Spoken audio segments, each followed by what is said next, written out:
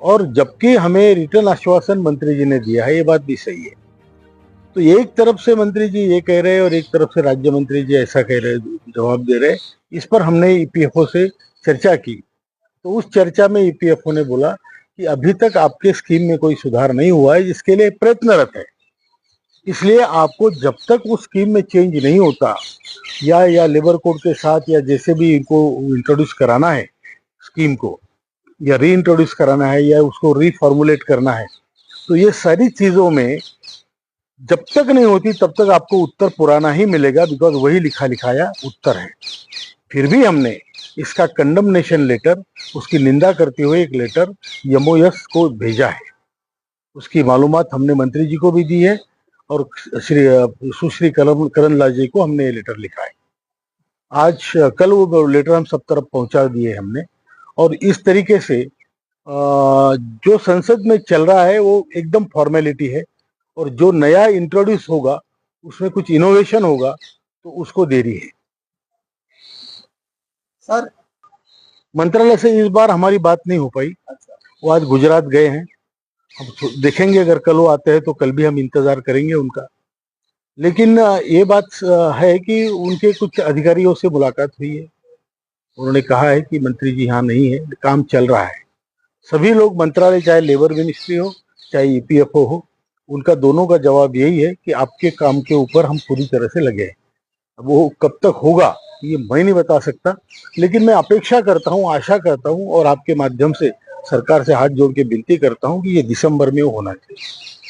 Sir, लाखों pensioner हैं जो कि आपकी आवाज सुनना चाहते हैं, क्या संदेश देंगे उन लोगों को?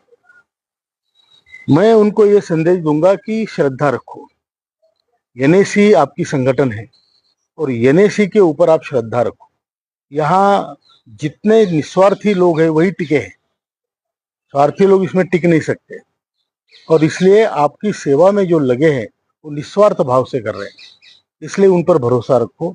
आपको कई लोग बरगल आएंगे, ये क्या कर रहे हैं, इतने दिनों से बोल रहे हैं, इतने दिनों से कह रहे।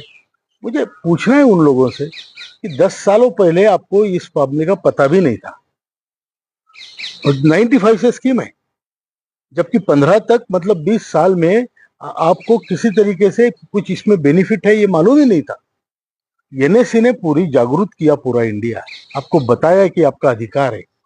अब जब ये आपको मालूम हुआ, जब आप संग्रहित होना, इकट्ठा होना शुरू हुए, तो आप अचानक आपको आज ही चाहिए, ऐसा नहीं होता है।